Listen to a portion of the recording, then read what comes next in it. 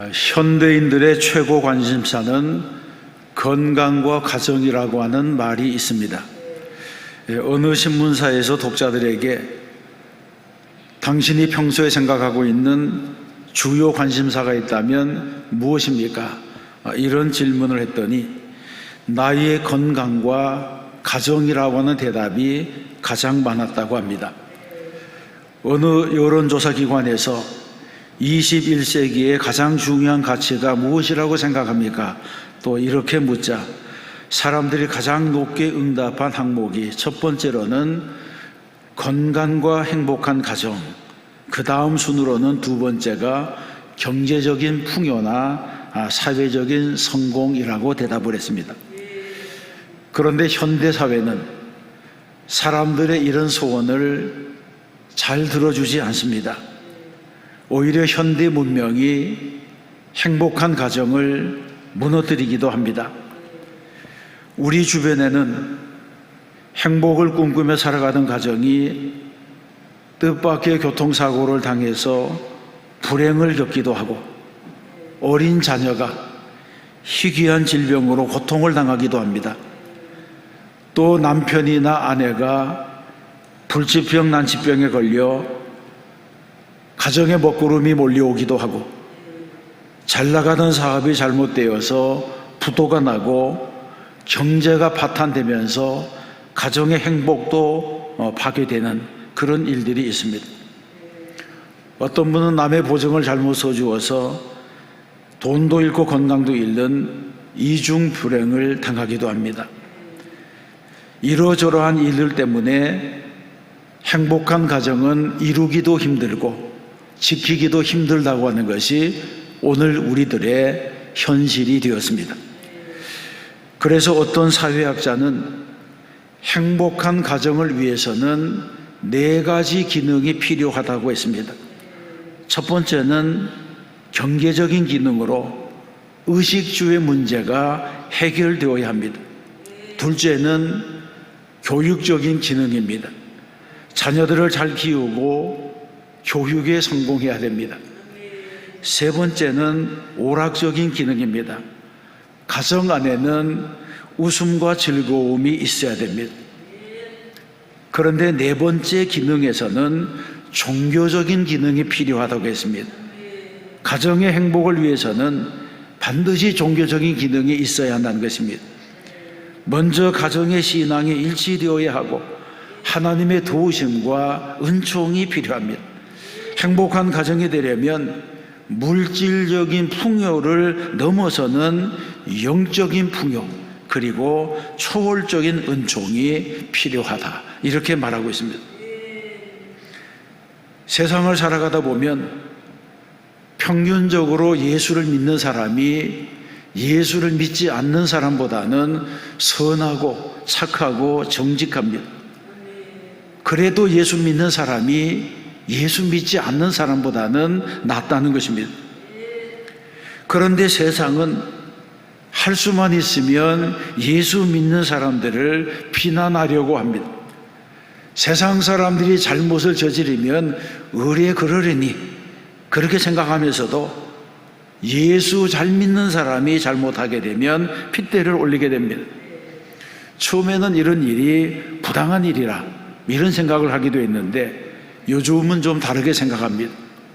왜냐하면 예수 믿는 사람이 당하는 과도한 비난을 역으로 생각한다면 그래도 세상이 아직까지는 예수를 믿는 사람들에게 기대를 하고 있다고 하는 반증이기 때문입니다. 예수 믿는 사람까지도 그렇게 살면 되겠느냐? 예수 믿는 사람은 좀 다르게 살아야 되지 않겠느냐? 이런 기대의 표현이 기독교인에 대한 관심이 된다, 그렇게 말할 수가 있습니다. 이런 그리스도인들에게 본문에서는 하나님을 본받는 자가 되어 사랑 가운데서 행하라, 이렇게 명령하고 있습니다. 그리스도인의 제일 가는 덕목이 무엇입니까? 고린도전서 13장에서는 믿음, 소망, 사랑, 이 3가지는 항상 있을 것인데 그 중에 제일은 사랑이라고 했습니다. 예수님께서도 너희가 서로 사랑하면 이로써 모든 사람이 너희가 내 제자인 줄을 알리라고 하셨습니다. 예수님께서는 사랑이 곧 제자됨의 표시라고 말씀하신 것입니다. 그래서 요한일서 4장에서도 말씀합니다. 사랑하는 자들아, 우리가 서로 사랑하자. 사랑은 하나님께 속한 것이니 사랑하는 자마다 하나님께로 나서 하나님을 알고 사랑하지 아니하는 자는 하나님을 알지 못하나니 이는 하나님은 사랑이심이라. 아멘. 성경에서 분명히 말씀합니다.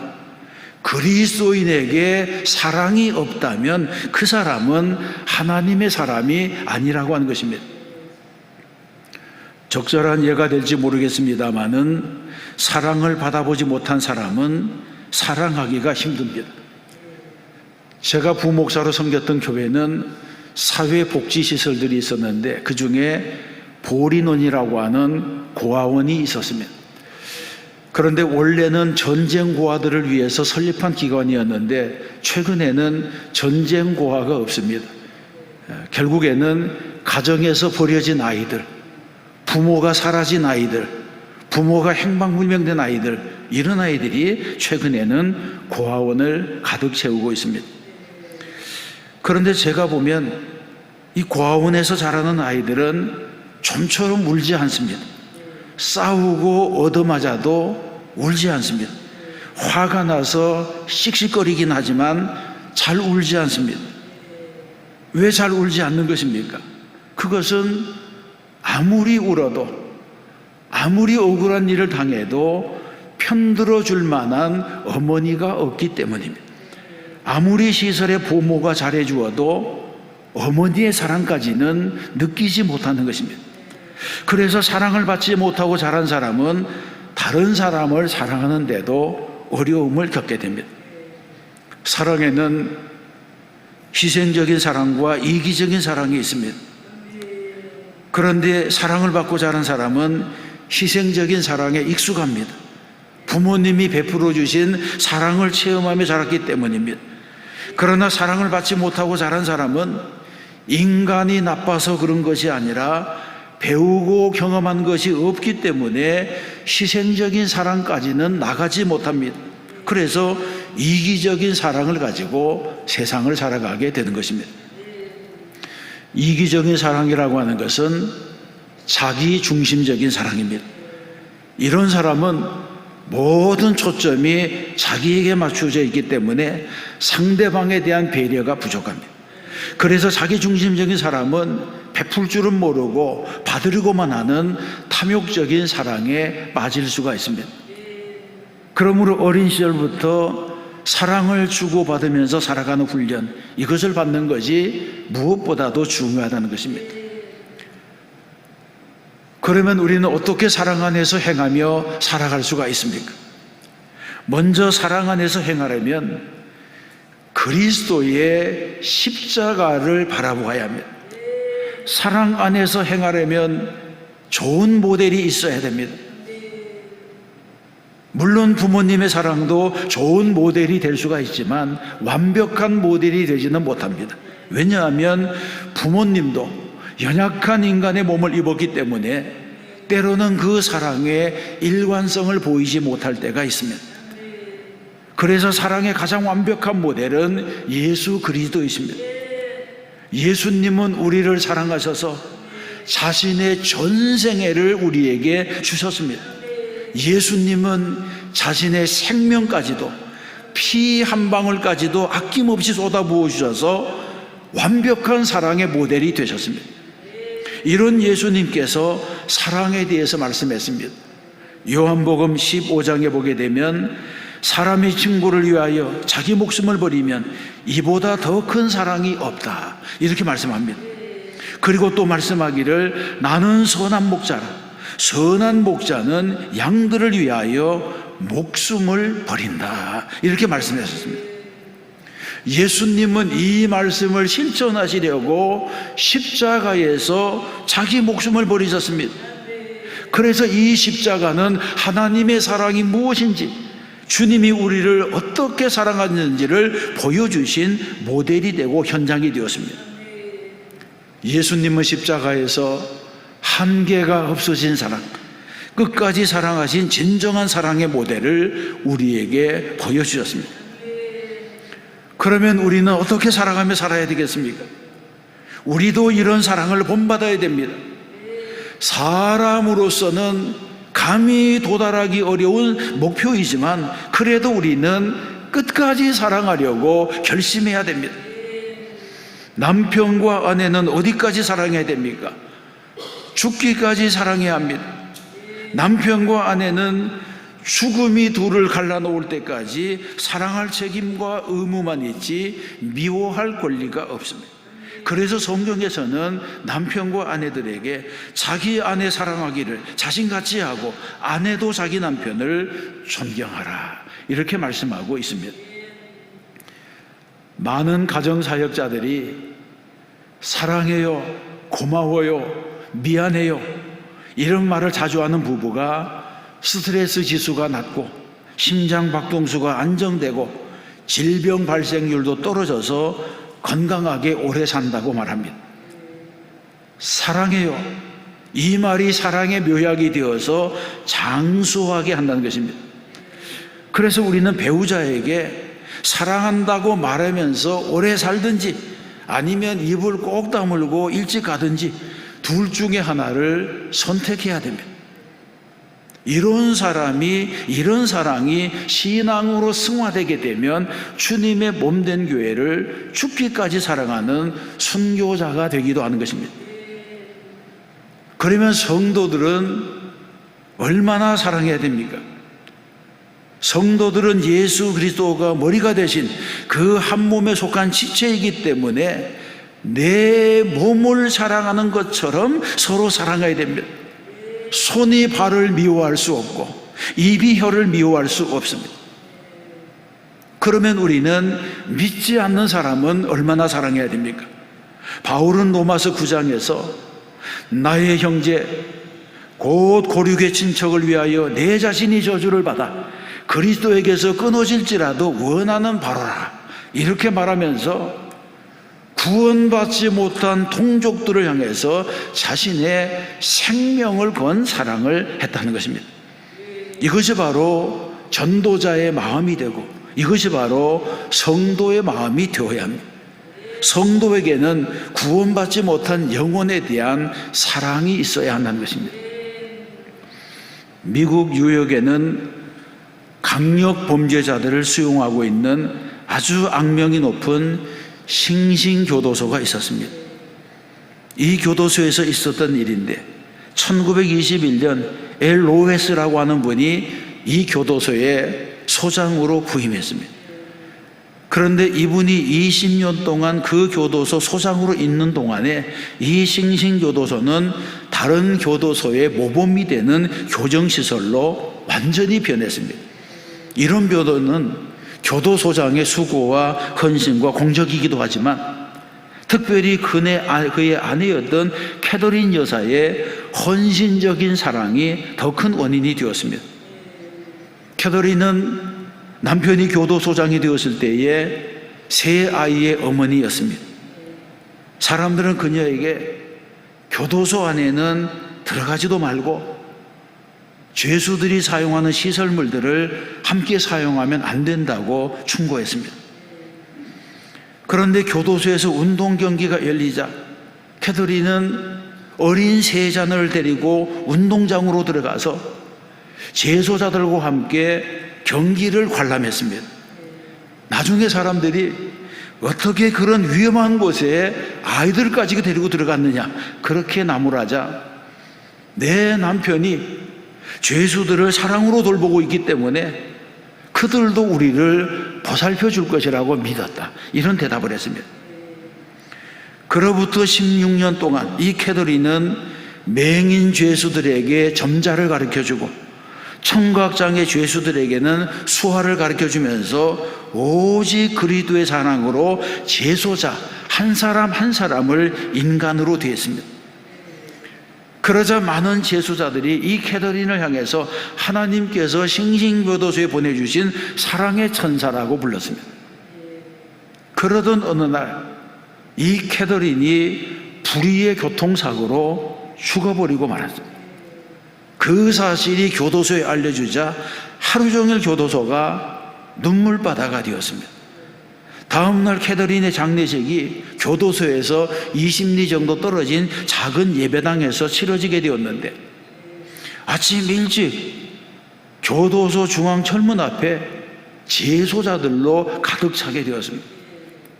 교도소 직원들이 긴장을 해서 살펴보았더니 모든 재소자들의 눈에서 슬픔과 비탄의 눈물이 가득 차 있었습니다. 이 모습을 본 임시교도소장이 중요한 결정을 내렸습니다.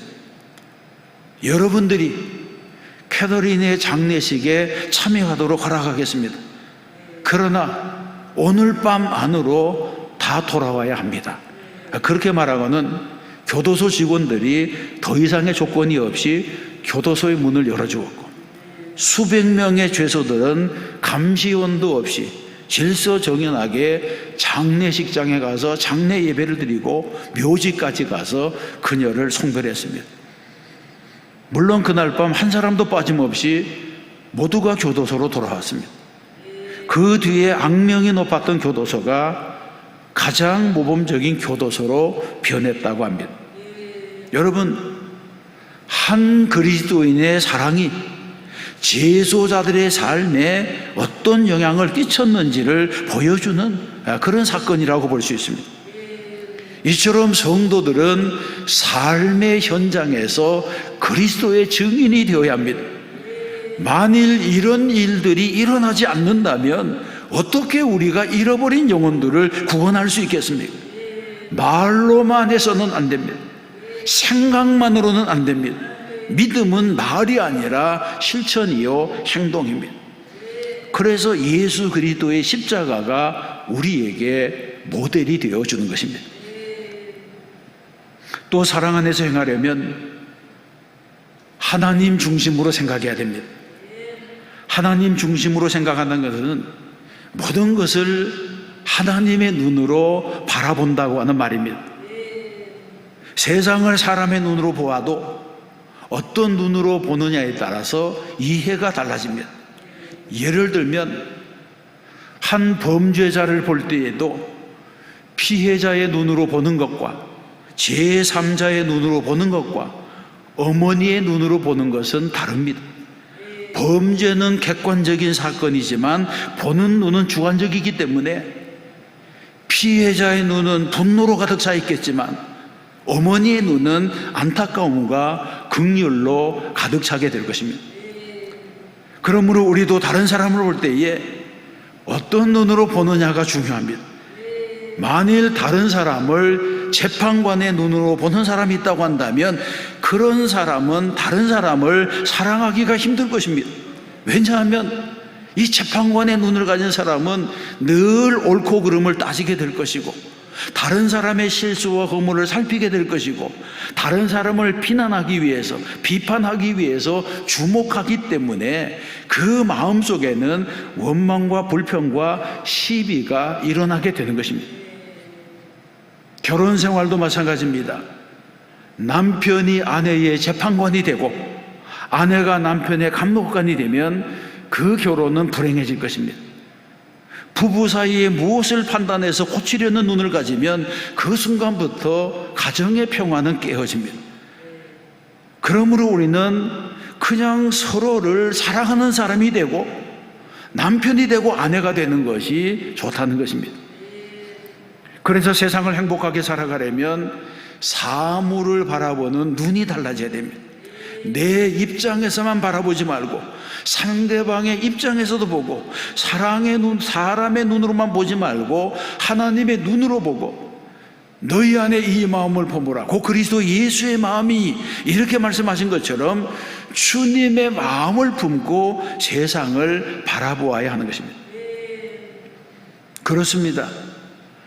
하나님의 눈으로 본다고 하는 것은 어떤 허물이 있더라도 용서하고 사랑하겠다고 결단하는 마음입니다. 이 마음은 아무 조건 없이 독생자를 십자가에 내어주신 하나님 아버지의 마음입니다. 하나님께서는 선한 사람들을 위하여 아들을 주신 것이 아니라 죄인들을 위하여 아들을 주셨고, 그 사랑 안에는 아무리 죄가 흉악하고 주홍빛같이 붉을지라도 용서받지 못할 사람이 없습니다. 이것이 바로 하나님의 눈이고 하나님의 마음입니다. 2절에서 말씀합니다. 그리스도께서 너희를 사랑하신 것 같이 너희도 사랑 가운데서 행하라. 그는 우리를 위하여 자신을 버리사 향기로운 제물과 희생 제물로 하나님께 드리셨느니라. 아멘. 이런 마음을 가지고 살아가게 되면 용서하지 못할 사람이 없을 것입니다. 부디 우리 모두는 행복한 가정을 이루는 성도가 되어야 할 줄로 믿습니다. 또 사랑 안에서 거하려면 불순종의 사람들을 멀리해야 됩니다. 6절과 7절 말씀에 보게 되면 누구든지 헛된 말로 너희를 속이지 못하게 하라.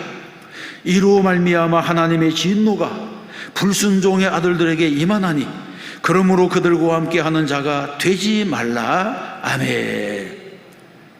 간단하게 말하면 이 말씀은 나쁜 친구와는 관계를 끊으라고 하는 말씀입니다.